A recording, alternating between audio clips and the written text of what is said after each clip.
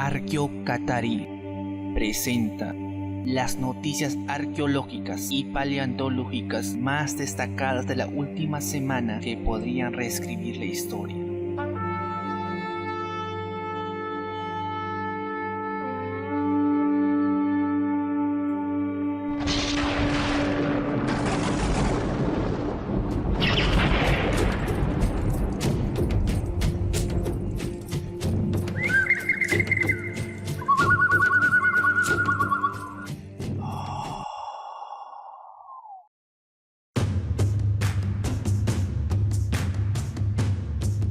Algunos de los pueblos antiguos que vivieron en Europa medio millón de años tenían una estrategia extraordinaria para sobrevivir a duros inviernos. Hibernaban, al menos según ciertos paleoantropólogos. Otros expertos disputan su evidencia, aunque la investigación sugiere que una condición similar a la hibernación también podría desencadenarse en el hombre moderno. La fosa de los huesos se encuentra en el norte de España y es uno de los sitios más importantes para el estudio de la evolución humana.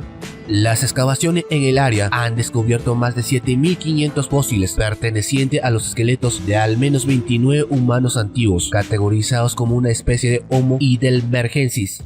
Después de estudiar huesos y fragmentos de ADN, se descubrió que estas personas antiguas eran antepasados de los neandertales, pre-neandertales. El estudio se llevó a cabo combinando macrofotografía, análisis microscópicos, histología y tomografía computarizada. Observaron principalmente en la población adolescente de estos homínidos aspectos de tonalización ósea trabecular, ostoide fibrosa, reabsorción subperiorística metafisoria, tumores pardos, osificación subperiorística, controcalcinosis, osteoidios diseminados y cuencas costales. Varias de estas lesiones patognomáticas y muestra que estos homínidos se vieron afectados cada año por oftalmolasia, hiperparatozoidismo secundario y obstratistrofia renal. Esto se evidencia particularmente por la presencia de placas óseas desvengidadas sedimentadas en algunos de los adolescentes y lesiones cicatrizadas principalmente en adultos. La subcapa de las placas óseas desvengidadas indican episodios de hiperactividad asociados por la hibernación. Los Homo heidelbergensis habitó Europa hace aproximadamente entre 800.000 a 400.000 y debe su nombre al hallazgo de una mandíbula inferior, inusualmente robusta, que fue descubierta en 1907 en Alemania.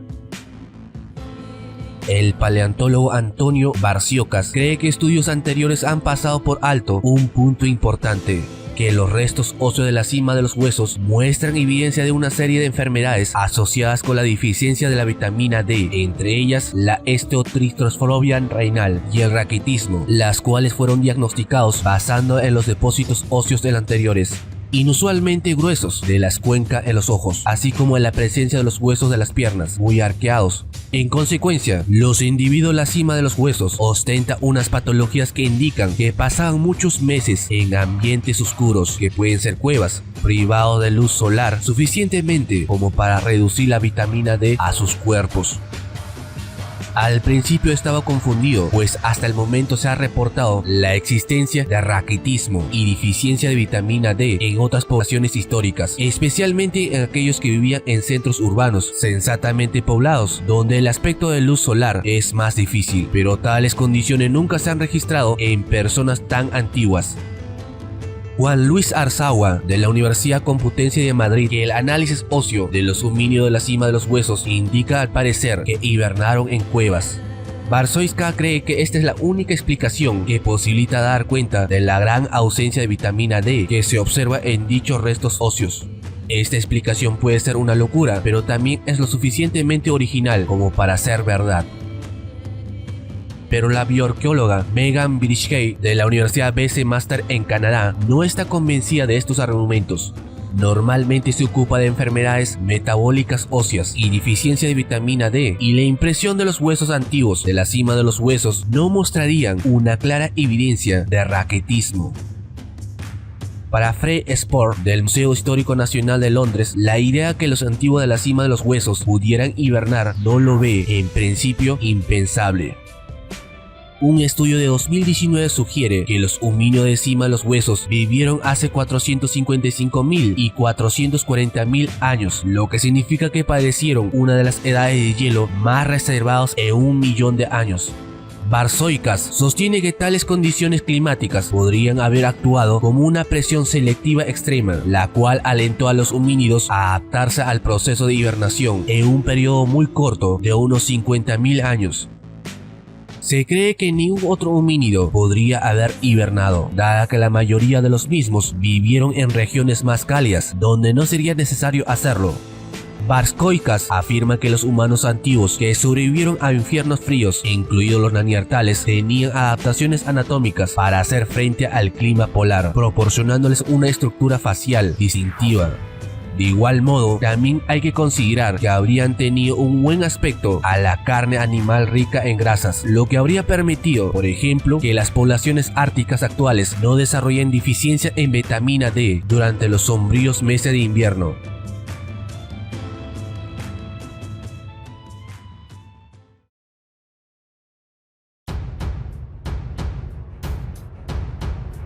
Una reconstrucción pionera del cerebro perteneciente a uno de los primeros dinosaurios que vagaron por la Tierra ha arrojado nueva luz sobre su posible dieta y capacidad para moverse rápidamente.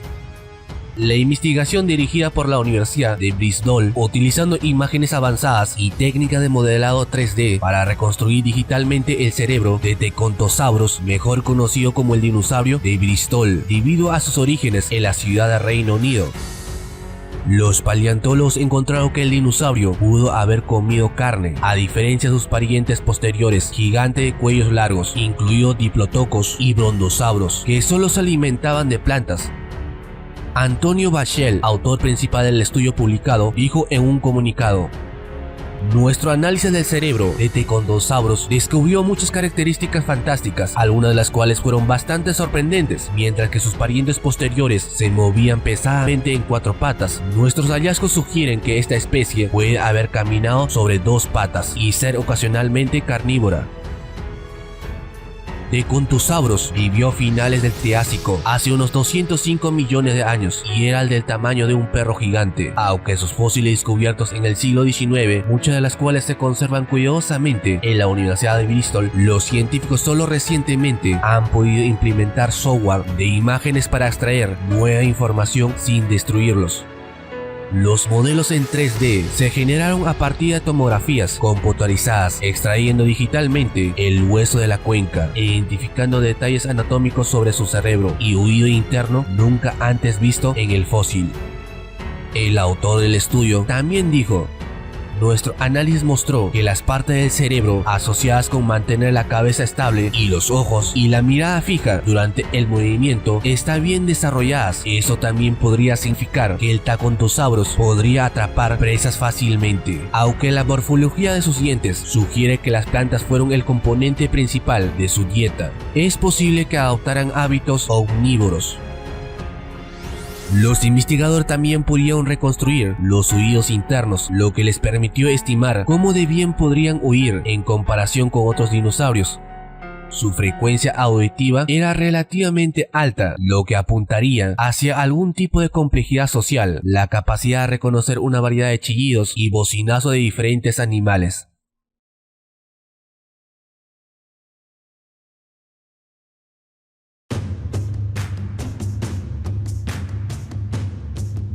Un extraño mamífero de 66 millones de años, descrito en una nueva investigación, proporciona nuevos conocimientos profundos sobre la historia evolutiva de los mamíferos del supercontinente de Gondwana, llamado Aclatarion, que traducido a los idiomas malgache y griego significa bestia foca. Se describe en base a un esqueleto casi completo y exquisitamente conservado, el más completo para cualquier mamífero descubierto hasta ahora en el hemisferio sur ante la extinción de los dinosaurios.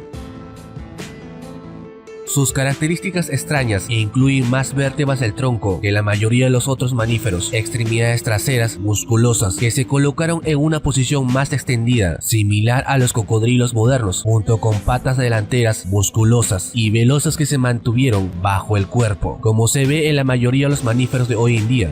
dientes frontales como las de un conejo y dientes posteriores completamente diferentes a los de cualquier mamífero conocido, y un extraño espacio en los huesos en la parte superior del hocico.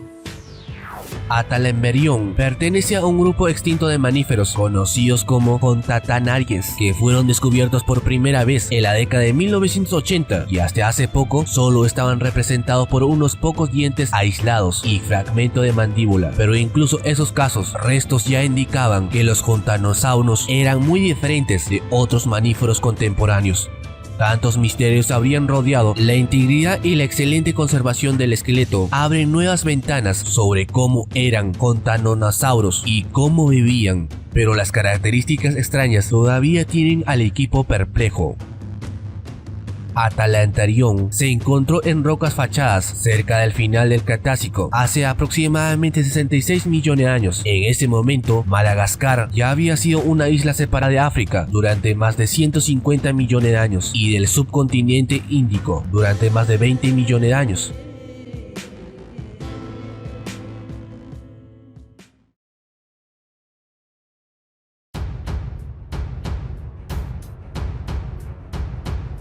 La campaña realizada el pasado verano por el equipo de investigaciones de excavaciones en el yacimiento de Cueves de Lefén, Tarragona, ha permitido descubrir una importante pieza de arte prehistórico en Cataluña. Una plaqueta de piedra con figura de varios animales finamente grabadas con una antigüedad entre 15.000 y 11.700 años.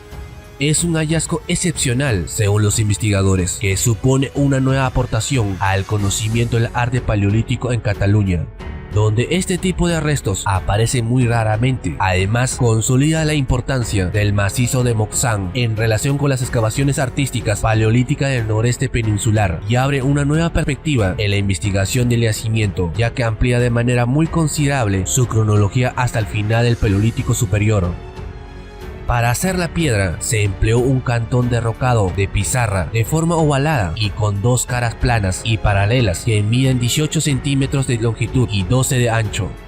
El estudio preliminar determina que como mínimo aparecen 6 figuras de animales, entre las cuales están representados 2 ciervos, un macho y una hembra, 2 figuras que podrían ser un caprino o un bovino y 2 figuras indeterminadas. También aparece gran número de líneas grabadas, hoy por hoy difícil de interpretar. Desde la perspectiva de la técnica de elaboración, el equipo de investigación destaca la precisión de finos grabados hecho con un instrumento de sílex muy agudo. En algunos casos se muestran detalles anatómicos como los ojos, orejas, hocicos y cuernos. Destacan especialmente los grandes cuernos de un ciervo macho adulto, representado con 7 puntas. El hallazgo se produjo durante la inspección, durante los bloques de piedra que se hallaban dispersos en la superficie del yacimiento. Estos bloques quedan al descubierto debido a la erupción de los estratos producida por las crecidas de agua que han afectado parte del yacimiento.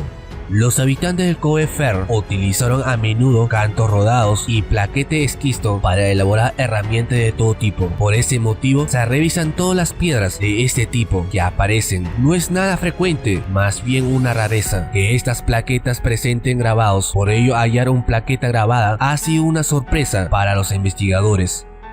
Además de su valor artístico, la pieza es especialmente valiosa para los que presentan.